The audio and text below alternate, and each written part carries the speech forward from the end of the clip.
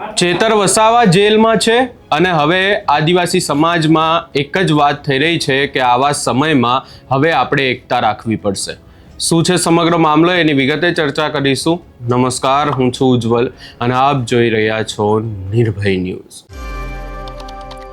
ચેતર વસાવા જ્યારથી જેલમાં ગયા છે ત્યારથી જ ચેતર વસાવાને લઈને અનેક ચર્ચાઓ થઈ રહી છે, પરંતુ આ તમામ ચર્ચાઓની વચ્ચે હવે ડેડિયાપાડાના લોકોનું અને આદિવાસી સમાજના લોકોનું એવું કહેવું છે કે આપણે ચેતર વસાવાને જો જેલની બહાર લાવવા હશે તો આપણે એક રહેવું પડશે, એક થઈને ચેતર વસાવા માટે અવાજ ઊભો કરવો પડશે. આ સમગ્ર બાબતને લઈને જ્યારે ડેડિયાપાડામાં ચેતર વસાવાને લઈ એક સભા મળી હતી ત્યારે લોકો દ્વારા શું કહેવામાં આવ્યું એ પણ સાંભળી લઈએ. જો એવું માનતા હોઈએ કે કોર્ટમાંથી ન્યાય મળે છે તો એ વાત હવે ભૂલી જવી જોઈએ. કોર્ટમાંથી રાજકીય ચુકાદો આવેલો છે.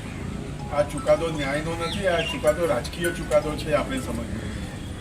તમે જો કેવા કેસ ચાલે છે અને ભગવો સાફો પહેરેલો હોય તો કેવા કેસ કરીને બળાત્કારી અને ખૂનીઓનું સ્વાગત થાય છે, અને કોઈક નાનકડી એફઆઈઆર હોય તો એમાં 7 વર્ષની સજા થાય. આ તફાવત આપણે સમજવો જોઈએ. નંબર 2. નંબર 3, સૌથી સારો નિર્ણય અહીંયા જે થયો કે સમાજ તરીકે આ કાર્યક્રમ સમાજનો કાર્યક્રમ હશે. એમાં ખાલી ઉમેરણ મારું એટલું સૂચન છે કે આપણી એક નાનકડી સમિતિ સમાજના જેટલા આગેવાનો છે, જુદા જુદા વિસ્તારના આગેવાનો છે, એ લોકોનો વ્યક્તિગત સંપર્ક કરે. ફક્ત જાહેર એલાન નહીં, વ્યક્તિગત સંપર્ક કરીએ. આપણને આ લોકો હાજર હોય તો સારું. નંબર 1. નંબર 2, પક્ષોનો છોછ નહીં રાખીએ. સત્તા પક્ષ સિવાયના જેટલા પક્ષો છે એના આગેવાનોને આપણામાંથી જવાબદાર 2 જણ, અમે લોકો પણ એમાં મદદ કરવા તૈયાર છીએ, બધા પક્ષોના પ્રતિનિધિઓ. તમે લોકો ગયા થોડાક દિવસોમાં જોયું છે દાહોદમાં બહુ મોટી રેલી થઈ છે. બધા જ લોકો આના ટેકામાં છે. કોઈ પક્ષને વચ્ચે નથી લાવી રહ્યું. રાજકીય સત્તા પક્ષ સિવાય કોઈ પક્ષને વચ્ચે નથી લાવી.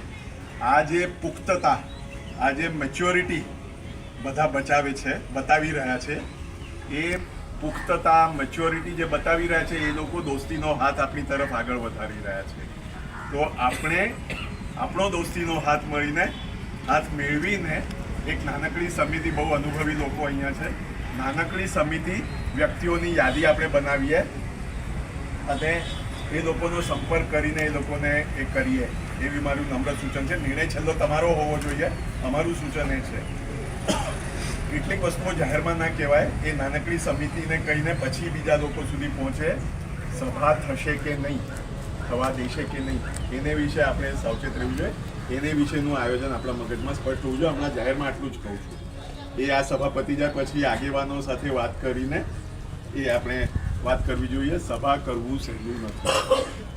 સભા કરવું સહેલું એક જ હાલતમાં છે કે લોકોનો જ્વાળ, એને રોકવામાં નુકસાન જો વધારે લાગે તો એ જ્વાળ કેવી રીતે ઊભો કરવો એ બધી વ્યૂહરચનાનો ભાગ છે. એટલે એની વાત વિગતે પછી અંગત રીતે કરીએ. એટલે અભિનંદન જે રીતે આ કદ, સાઈઝ અને જે અભિગમ બતાવ્યો છે આખા સમાજનો, એને માટે અભિનંદન. બાકીનું કેટલુંક આયોજન વ્યૂહરચનાની રીતે આપણે નાનકડી સમિતિ સાથે કરીએ. થોડુંક ધ્યાન દોરવા માંગુ છું તમામ આગેવાનોને પણ કે 3 દિવસનો સમય છે અને ખૂબ મોટી સંખ્યા આવવાની છે અને મેનેજમેન્ટ આપણા પાસે કરવું એ મહત્ત્વનું છે. મેનેજમેન્ટ કરવા માટેનું તો લોકો સુધી સંદેશો પણ આપણે પહોંચાડવો પડશે. લોકો પાસે સંદેશો પણ પહોંચશે જ, પરંતુ જે પણ પ્રસાર એટલે કે આપણે જે પ્રમાણે ચૈતરભાઈ નાના મોટા કોઈ પણ પ્રશ્નો હોય તો ચૈતરભાઈને આપણે કોલ કરીએ તો એક ફોન પર આપણા ગામડાઓ સુધી ને આપણા ફળિયાઓ સુધી ચૈતરભાઈ પહોંચી જતા હતા. તો આપણે પણ એમના માટે આપણા પોતપોતાના વિસ્તારમાં, પોતપોતાના તાલુકામાં, પોતપોતાના ગામડાઓમાં બધાએ ઘરે ઘરે જઈને કહેવું પડશે. કારણ કે આપણા પાસે હવે સમય ઓછો છે, 3 દિવસનો સમય છે, એટલે સમય વધુ રહેતે તો એમ તો સારું જ હતું. પણ હવે આપણે ગુરુવારનું ફાઇનલ જ છે, તો બધાએ જ પોતપોતાના વિસ્તારમાં, પોતપોતાના ગામડાઓમાં ઘરે ઘરે જઈને લોકોને કહેવું પડશે કે ચૈતરભાઈ આપણા સમાજ માટે બોલે છે, આપણા સમાજ માટે લડે છે, તો આજે એમને આપણી જરૂર છે. તો આપણા બધાની જવાબદારી છે કે આપણે બધાએ નીકળવું પડશે. તો તમામ લોકો પોતપોતાની જવાબદારી સમજીને તમામ પોતપોતાના વિસ્તારમાં ઘરે ઘરે જઈને ભાઈઓને અને બહેનોને તમામ લોકોને વિનંતી કરજો કે આ પ્રોગ્રામમાં લોકો ખૂબ મોટી સંખ્યામાં હાજર રહે. એ જીતરભાઈ પર નથી, તમારા પર ને મારા પર છે. આ આપણું મનમાં હોવું જોઈએ. અને એ જો આપણે કાર્યકર્તાઓના જેમ બાબુભાઈએ વાત કરી એમ જ રાજસ્થાનના આદિવાસી પરિવારના અને બાપ પાર્ટીના એમએલએ એમની સાથે પણ વાત થઈ. મધ્યપ્રદેશના જયેશ સંગઠનના લોકેશ મોજાલદા, વિક્રમ આછલિયા, હીરા અલાવા, નિતેશ અલાવા એમની જોડે પણ વાત થઈ. વ્યાપમ કૌભાંડ બહાર લાવનાર મધ્યપ્રદેશનું સૌથી મોટું જે કૌભાંડ આખા દેશનું હતું એ આનંદ રાય જોડે, ડૉક્ટર આનંદ રાય જોડે વાત થઈ. બધાની એક જ વાત હતી કે તમે ક્યારે આના માટે કોઈ મુવમેન્ટ ઉપાડો છો, અને મુવમેન્ટ ઉપાડો તો અમને કહો કે અમે બધા આવવા માટે. અને એ જ દરમિયાન આ કાર્યક્રમનું આયોજન થયું. તો આખા દેશની અંદર જે બી સામાજિક કાર્યકર્તાઓ છે કે સામાજિક કર્મશીલો છે એ લોકો દરેક આ ચેતરભાઈની આ જે સજા થઈ છે એનાથી બધા દુઃખી છે, આહત છે અને ગુસ્સે થયેલા છે. એટલે આખા દેશમાંથી જ્યારે આપણને સમર્થન મળી રહ્યું હોય ત્યારે આપણે આનું આયોજન વ્યવસ્થિત રીતે કરીએ.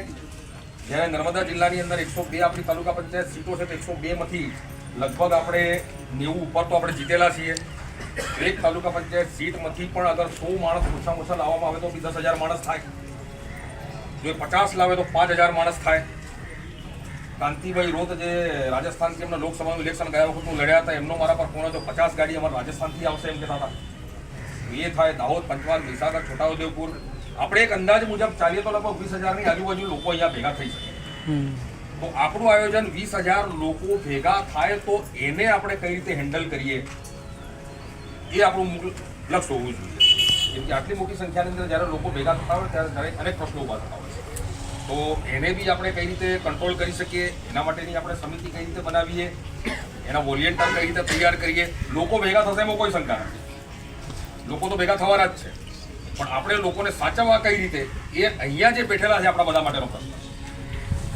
એટલે સાચવવા માટેનું ખાસ આયોજન થાય એના પર હું ભાર મૂકવા માંગુ છું. અને સ્થળ અને સમય અને એ તો નક્કી છે. બાબુભાઈએ કીધું ગુરુવાર, પણ લગભગ ગુરુવાર ફાઇનલ છે.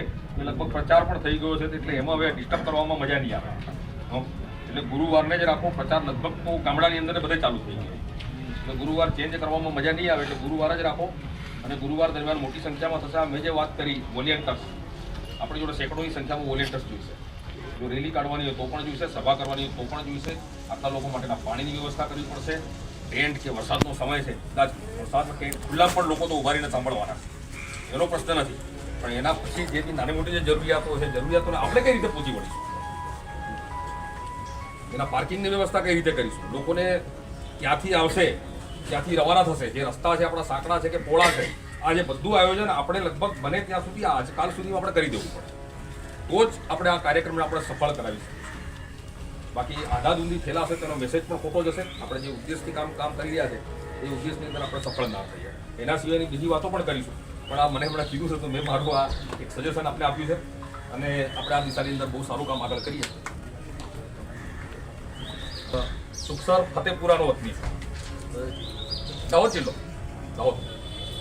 પણ અત્યારે જે પરિસ્થિતિ ભારત દેશની છે એ ભારત દેશની પરિસ્થિતિમાં આપણે નહીં જાગશું તો આપણી હાથે જે આ જે આપણા વડીલોએ કીધું ને મારથી એ લોકો સિનિયર બી છે અને ખરેખર વડીલ છે. ગાંધીભાઈની પહેલી મુલાકાત ચેતરભાઈએ જે કેવડિયામાં આંદોલન કર્યું હતું તે વખતે થયેલી અમારી થોડી પણ બાયફેસ થયો નથી.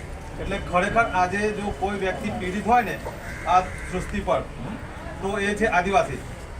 અમે ફાયડા છે મોટું ઇન્ડિયામાં એ જોઈએ એ કન્ડિશનને જોઈને એવું લાગે કે આજે ડેડિયાપાડાથી લગીને ઉમરપાડાથી લગીને અંબાજીથી લગીને ઉમરપાડા અને અમે પાટણ ગયા ત્યાં બી જોયું. હમણાં હાલમાં આપણા સમૂહ લગ્નમાં ગયા એમાં બી જોયું. આ સમગ્ર બાબતે તમારો શું અભિપ્રાય છે અમને કમેન્ટ કરી જરૂર જણાવશો ને અમારી ચેનલ નિર્ભય ન્યૂઝને લાઇક, શેર, સબસ્ક્રાઇબ કરવાનું ભૂલશો નહીં.